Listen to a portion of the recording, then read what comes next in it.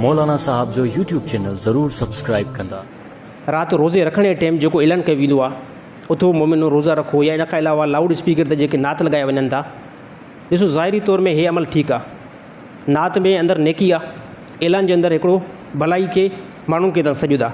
पर हिकिड़ी शइ जो ख़्यालु रखो, असांजो ज़मानो जदीद थी वियो आहे। हिन टाइम हर हिकु मुस्लमान वटि स्मार्टफोन आहे, हर हिकु मुस्लमान जी दिलि कढे मोबाइल में कोई बि नात ॿुधी सघे थो।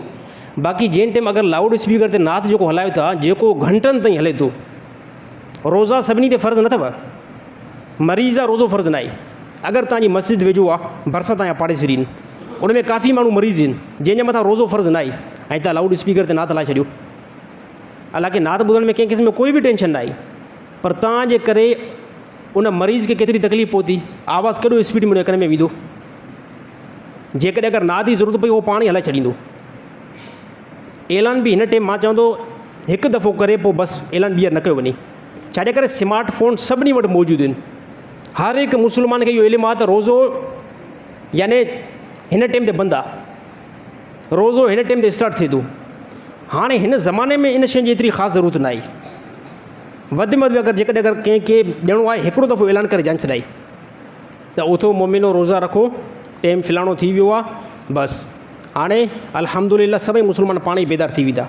बाक़ी कलाक ॿ कलाक फुल लाउड में स्पीकर खोले करे पब्लिक खे जेको आहे, जेके मरीज़ आहिनि या काफ़ी अहिड़ा जेके ग़रीब राति जो कम खां फ़ारिग़ थियनि था, जंहिंखे कुल मिलनि ई 3 घंटा त सुम्हण जे लाइ, ऐं 1 बजे लाउड खोले करे असां उनखे आवाज़ु शुरू करे छॾियोसीं। हालांकि ज़ाहिरी तौर में नात ॿुधण में कंहिं क़िस्म जो कोई गुनाह न आहे, नेकी आहे, पर इंसान जो कुझु ख़्याल बि कयो वेंदो आहे यार त फ़लाणो को आराम में आहे, फ़लाणो को मरीज़ आहे। इन शयुनि जो तमामु मुस्लमान ख़ासि करे मस्जिद या मुअज़्ज़िन साहब या मस्जिद में जेके इमाम आहिनि उहे इन शइ जो जेको ख़्यालु लाज़मी रखनि।